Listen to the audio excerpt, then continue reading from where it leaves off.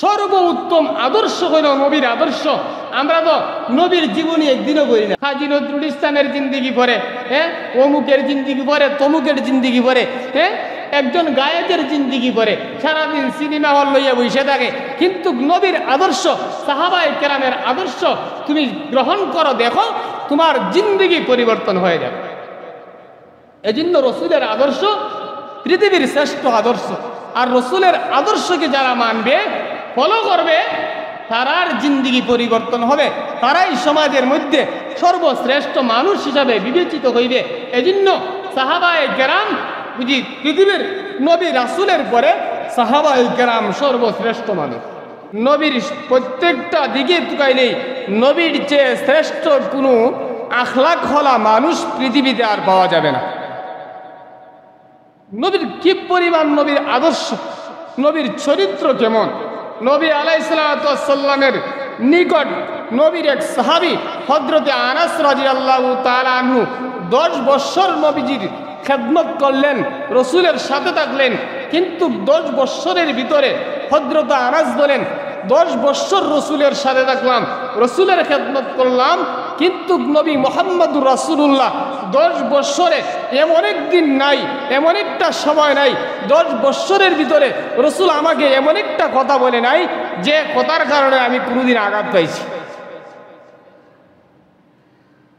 আমরা তো 3 দিন যদি চলি একজনের সাথে, পরেই দেখা যায় তার সাথে ব্যবহার, কত বাজে ব্যবহার শুরু হয়ে যায়।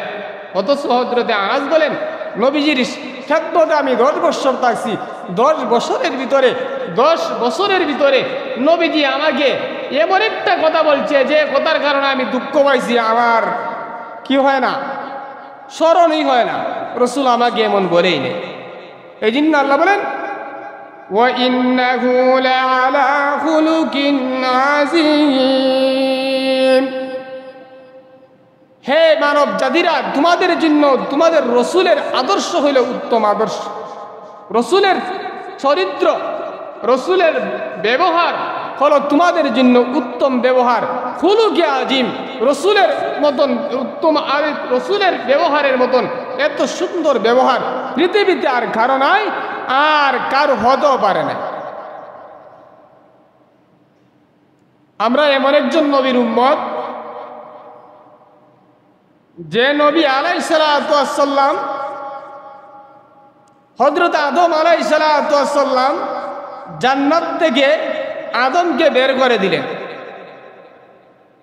হযরতে হাওয়া আলাইহিস সালাতু ওয়াস সালামকে এক জায়গায়, হযরতে আদম আলাইহিস সালাতু ওয়াস সালামকে আরেক জায়গায়।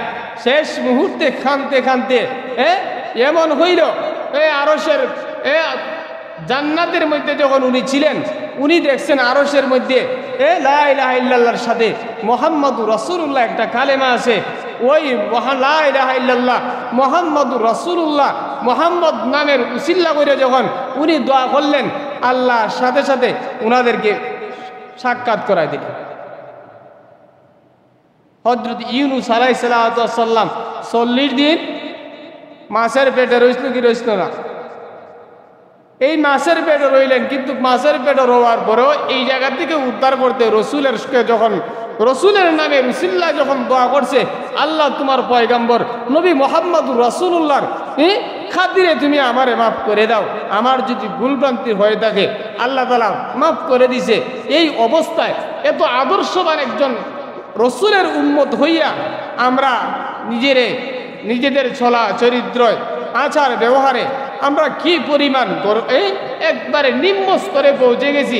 শুধু নামেই আমরা নবী মুহাম্মদুর রাসূলুল্লাহর উম্মত, কাজে কিন্তু আমরা রসুলের উম্মতের কোনো কাজ করি না। এই জন্য রসুলের আদর্শ সর্বোত্তম আদর্শ। নবীর চরিত্র পৃথিবীর শ্রেষ্ঠ চরিত্র। এই জন্য পৃথিবীর মধ্যে সারা পৃথিবীতে 100 জন মানুষের, শ্রেষ্ঠ মানুষের যখন ডায়েরি লেখলেন, একজন খ্রিস্টান লেখছে লেখক, ওই 100 জনের মধ্যে নবী মুহাম্মদুর রাসূলুল্লাহর নাম সর্বপ্রথম সে সিলেক্ট করছে। তাকে জিজ্ঞাসা করা হয়েছে যে তুমি যে মুসলমানের নবী, মোহাম্মদের নাম তুমি সর্বপ্রথম আনলা কারণ কি? সে বললেন যে যে দিকেই তাকাই যে কোনো সেক্টরে যাই, যে কোনো ব্যবসা লেনদেন সব কিছু যখন তাকাই দেখি ওই 100 জনের যে 99 জনের চেয়েও নবী মোহাম্মদুর রাসূলুল্লাহর তার আদর্শ ওদের চেয়েও 1000 গুণ বেশি উত্তম। এজন্য আমি নবী মোহাম্মদকে সর্বপ্রথম স্থান দিয়েছি। কিন্তু আমরা তো হতভাগা উম্মত, রসুলের উম্মত হইলাম। এই জন্য হাদিসের মধ্যে আসছে মানুষ যখন জাহান্নামে যাইব, জাহান্নামে যাওয়ার পরে শেষ মুহূর্তে দেখবো জাহান্নাম থেকে এমন একটা শব্দ খালি খান্না কোটে রুইল আসতেছে, হাউ মাউ করে খানতেছে। খান্দার পরে মালিক ফেরেশতা যাইবে তাদের কাছে গিয়ে বলবে, কিরে তোমাদের কি হয়েছে, জাহান্নামে কেন আসছে? তোমরা কোন নবীর উম্মত? এমন উম্মত তাদের নবী যে মুহাম্মদুর রাসূলুল্লাহ ওই জিনিসটা নামই শুনে না, নামই জানছে না। এমন কিছু মুসলমান আছে সমাজের মধ্যে, যদি জিজ্ঞাসা করো তোমার নবীর নাম কে, ইদা পাওয়া দেব এখনো। তখন মালিক ফেরেশতা জিজ্ঞাসা করে, এই তোমরা এমন ভাবে জাহান্নামের মধ্যে হাওমাও করে খান্দা, ব্যাপার কি? তোমরা কোন নবীর উম্মত? হাদিসের মাঠে আসছে তারা নবীর নাম চিনে না, শেষ মুহূর্তে মনে হবে তারা বলবে আমরা ওই নবীর উম্মত যে নবীর কাছে আল্লাহ মহান আল্লাহ কুরআন নাজিল করেছিল, ওই নবীর উম্মত আমরা। কেমন উম্মত? নবীর নাম ওই জানেন। তখন মালিক ফেরেশতা বলবে, তোরা তো বড় দুর্ভাগ্য, হতভাগা, তোমাদের চেয়ে হতভাগা আর হতে পারে না। কুরআন পাইলায়, কিতাব পাইলায়, সবচেয়ে শ্রেষ্ঠ কিতাব কুরআন। তোমরা নবী পাইলায়, সবচেয়ে শ্রেষ্ঠ নবী। ধর্ম পাইলায়, সর্বশ্রেষ্ঠ ধর্ম। এরপরও তোমাদের স্থান জাহান্নামও কেন? তখন তারা বলবো আমাদের স্থান জাহান্নামও এই জন্যই যে আমরা দুনিয়ার জগতে আমরা কুরআনকে আঁকড়ে ধরি নাই, আমরা রোজ আমাদের নবীর বাপনে দেওয়া পথ অনুসরণ করি নাই, এজন্য আমাদের স্থান আজকে জাহান্নামের মধ্যে। রসুলের আদর্শ, রসুলকে গালি দেয় আর রাসূল হাসে। রসুলের নিকট একজন ইহুদি কয়েক মণ খেজুর পায়। আমরার দেশে যেভাবে ধান আমদানি হয় বেশি, সৌদিতে খেজুর আমদানি হয় বেশি। দিন তারিখ পরে রয়ে গেছে অনেক পরে, কিন্তু ইহুদি তারিখ আসার আগেই রসুলের নিকট আইসা বলে, মুহাম্মদ তুমি আবার কি দেও, খেজুর দেও। রসুল বলেন, ভাই খেজুর যে তারিখ অনুযায়ী আনা হয়েছে তারিখ তো এখনো আসে নাই। বলে না, আমি তারিখ মানি না, আমার খেজুর এই মুহূর্তে দিতে হবে। শুধু এই কথা কই বৈশা রয়েছে না, বরংস রসুলকে আরো উচ্চবাক্য গালিগালা শুরু করে দিছে। হযরত ওমর কাছে রসুলের নিকট দাঁড়ানো, কিন্তু এই পরিমাণ হযরত ওমর কিছু বলে নাই। কিন্তু যখন নাকি তার মাত্রা একটু বেশি গেছে, হযরত ওমর শুধু এই বলছে, এই ইহুদি, তোমার শব্দ যদি একটু বাড়ে তাহলে আমি ওমর আর সহ্য করব না। যেই গালি ওমর এই কথা বলছে, রসুলের মনটা মলিন হয়ে গেছে। একটু আগে রাসূল হাসছে, ইহুদি গালি দেয়, রাসূল হাসে। আর এই মুহূর্তে ওমর যখন বলছে, এই ইহুদি, আমার সামনে আমার রসুলকে তুমি গালি দিবা, আমি আর একটু সহ্য করতে পারবো না, সাবধান, আর তুমি সামনে বাইরো না। যেই এই কথা বলছে, রসুলের মনটা মলিন হয়ে গেছে।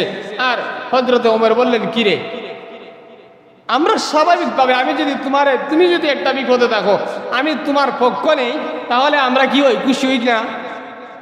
খুশি কি এমন খুশি হয় সারা জীবন মনে রাখে অনেক মানুষ। যে আমি এমন সময় একটা বিপদে ছিলাম, সে আমারে হেল্প করছে, সাহায্য করছে, আমার বিপদের দিনে সে আমার সাথে ছিল, সে মরার আগ পর্যন্ত স্মরণ রাখে।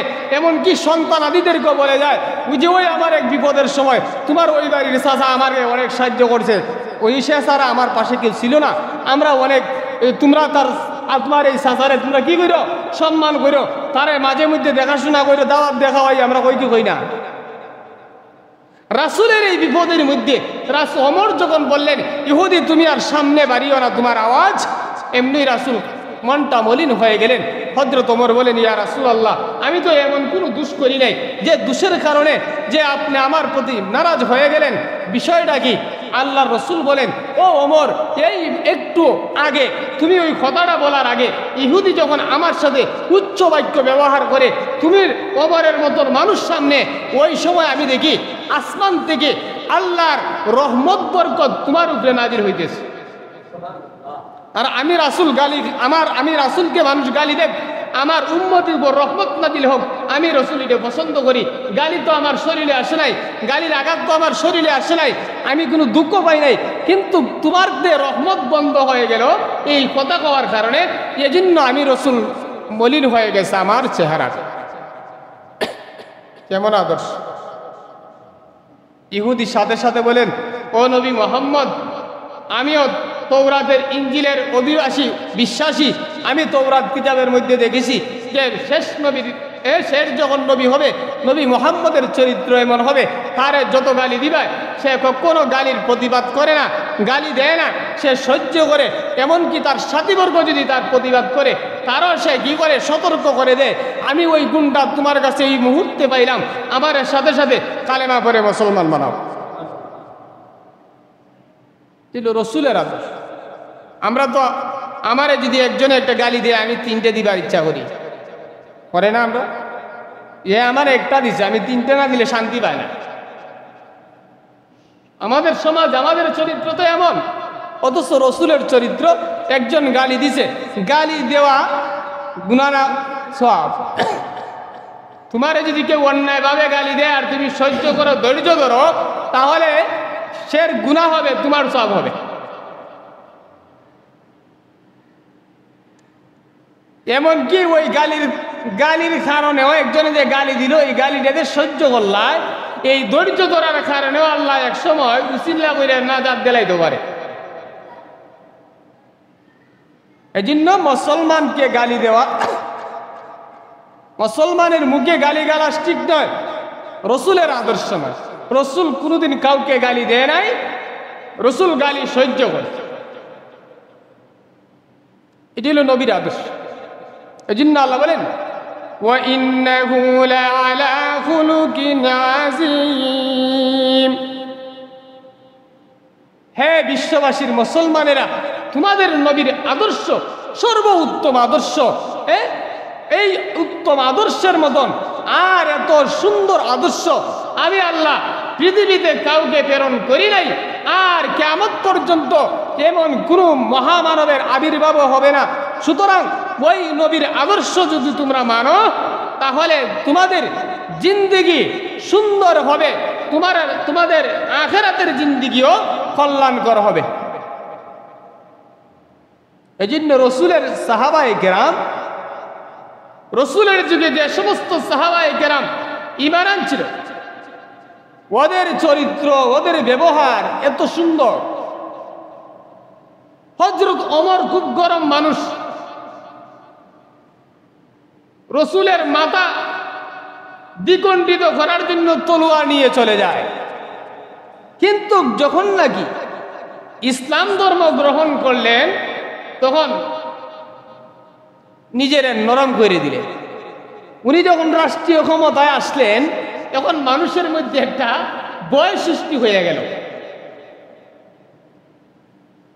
যে বেড়া কেউরে ভয় করে না, ওই বেড়া যদি রাষ্ট্রীয় ক্ষমতা যায় তাহলে কেন্দ্রে কোনটা করবো উপায় নাই। কথাটা ঠিক না? সারা দেশের মানুষে জানে খুব গরম তবিয়তের মানুষ, যেমন মামুনুল হক, কেউরে ভয় করে না, ফাঁসির কাছে ঝুলে যায়, এরপরও রাজপথে তার আওয়াজ, বাংলাদেশে আর কোনো আওয়াজ অত বড় নাই। এখন ওই ব্যক্তি যদি রাষ্ট্রীয় ক্ষমতা যায়, মানুষে মনে মনে ভাববো বাবারে যে বেটা স্বৈরাচারের আমলও এত কঠিন কঠিন কথা কইছে, এখন যদি এই বেটা জায়গা যায় তাহলে আমরা দুর্নীতিবাজ আর সুরের দল যেটা আছি একটারও সাইজ কম করতো না। ভয় থাকবো কি থাকবো না?